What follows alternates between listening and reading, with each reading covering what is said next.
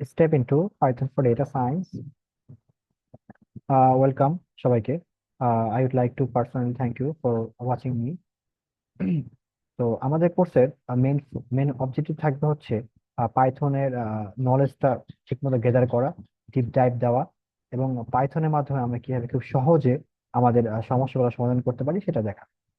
ওকে, তাহলে এখানে কোশ্চেন হতে পারে যে এতগুলা প্রোগ্রামিং ল্যাঙ্গুয়েজ থাকতে আমরা পাইথনই কেন শিখবো?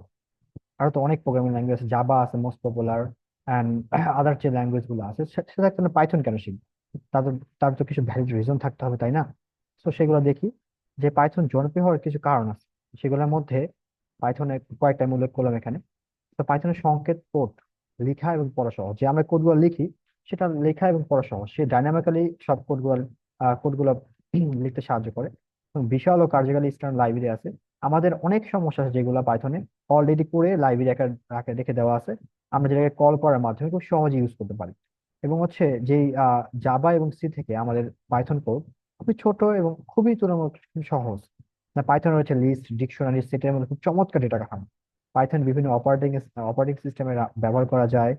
পাইথনে রয়েছে ওয়েব ফ্রেমওয়ার্ক, জ্যাঙ্গো ফ্লাক্স, এগুলো হচ্ছে পাইথনে আছে। কিন্তু আমাদের আরো কিছু কারণ থাকার দরকার, সেগুলো জানা দরকার। সেগুলো হচ্ছে পাইথন কিন্তু একটা বহুমুখী প্রোগ্রামিং ল্যাঙ্গুয়েজ, যার মাধ্যমে হচ্ছে আমরা বিভিন্ন সেক্টরে আমরা কাজ করতে পারি। যেমন কারো যদি ইচ্ছে হয় সে এআই তে কাজ করবে, আর্টিফিশিয়াল ইন্টেলিজেন্স কাজ করবে, আর না না আরেকজন ইচ্ছে হয় সে রোবোটিক্স কাজ করবে, তাহলে সে রোবোটিক্স কাজ করতে পারে। আরেকজন ইচ্ছে সে হচ্ছে ওয়েব ডেভেলপমেন্ট হবে, সে ওয়েব ডেভেলপমেন্ট করতে পারে। আরেকজনের ইচ্ছা যদি হয় সে অটোমেশন টেস্টিং কাজ করবে, সেটাও করতে পারে। এবং অনেকেই তো এখন ইচ্ছা হয় যে আমরা হ্যাকিং শিখবো, তো আমরা তো হ্যাকিংও শিখতে পারি এটার মাধ্যমে। তো আমাদের অবশ্যই উচিত এখনকার আমাদের 6 IR এ রেগুলেশনে যোগ দেওয়ার জন্য অবশ্যই পাইথন শেখা অবশ্যই উচিত আমাদের।